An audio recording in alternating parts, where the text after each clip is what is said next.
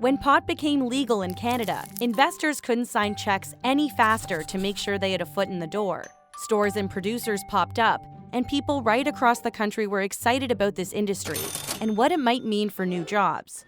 The truth is, some of the Canadian cannabis companies have been struggling. So we're here at WeedMe, a cannabis cultivator just 30 minutes outside of Toronto, to find out why. The difficulty is that it's hard for people to get the product at the moment. That's Terry Kulaga. He's the founder of WeedMe, a company that grows cannabis and makes its products available to legal companies across Canada. And one of the markets he's moving into is Ontario. The access to the consumer is really limited in Ontario. There needs to be more brick and mortar stores so people can go in, see the product, touch and feel the product, smell it, and then buy it. In Ontario, there are 24 legal cannabis stores. This is nothing compared to how many liquor stores the provincial government runs here. More than 600 stores.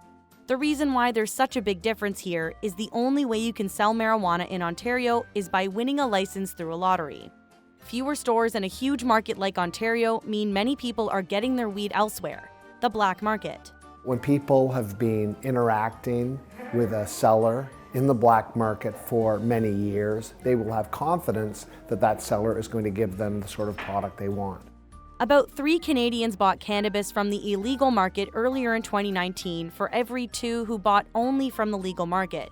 Not surprising when you see how much people pay for it. Legal cannabis is about $10 per gram, but in the black market, pot is half that price at about $5 per gram. The real issues for people, especially people that have been using pot for a while, is what's the motivation for them to switch? First of all, they can't find it, and second of all, they have to pay a lot more for it. But why the price hike?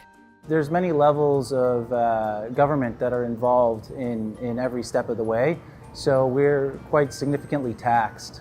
If we were selling direct to the consumer without so many hands in our pocket, so to speak, that we would be extremely competitive with the black market. While recreational marijuana was a huge hit with investors in 2018, shares are now down by 25%. 2 big producers, Hexocorp and CanTrust, recently cut hundreds of jobs. Those layoffs represent about 4% of the cannabis producer workforce in Canada. But it's not just companies that are suffering. The New Brunswick government decided to get out of the cannabis game, saying it's time for the private sector to handle it. Isn't that indicative of some of the initial hurdles of the industry? Starting super big is difficult to do, and there's no real previous model to follow in this industry. Except for the black market, which in some ways the legal market is trying to emulate. We're not reinventing the wheel here, we're trying to legalize the wheel. The black market produces some great products, but what they don't have is the confirmation that what the consumer is consuming is safe for consumption. In the black market, there are no regulations as to how these plants are treated prior to consumption and finishing.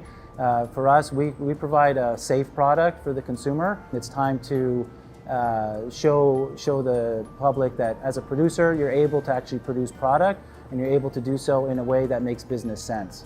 But the cannabis industry in Canada is still very much in its early days. So maybe what's happening right now are just a few growing pains.